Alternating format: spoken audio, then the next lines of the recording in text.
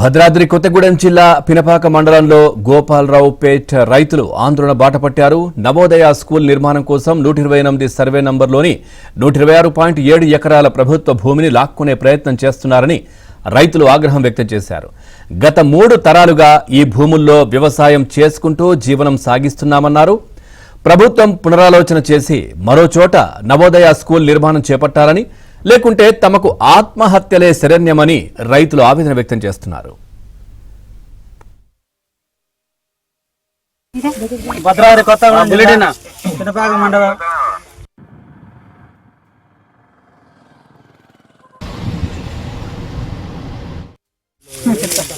మాది భద్రాద్రి కొత్తగూడెం జిల్లా పినపాక మండలం గోపాలరావుపేట విలేజ్ మాది.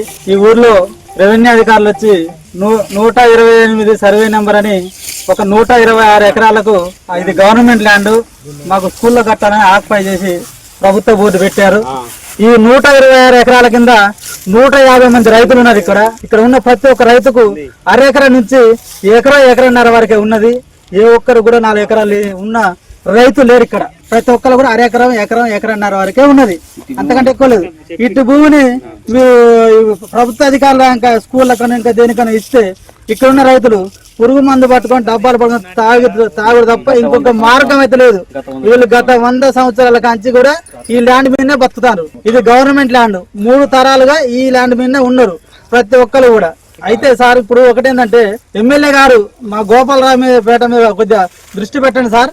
ఈ ఊర్లో ఉన్న సన్నకారు చిన్న రైతులు ఇబ్బంది పడతారు. వాళ్ళు మీరు ఖచ్చితంగా గోపాల మీద దృష్టి పెట్టి ఈ ల్యాండ్ ను ఈ 126 ఎకరాలలో 150 మంది రైతులు ఉన్నారు. ఈ రైతులకు మీరు న్యాయం చేయగలరని అందరూ ప్రతి ఒక్కరు పేరు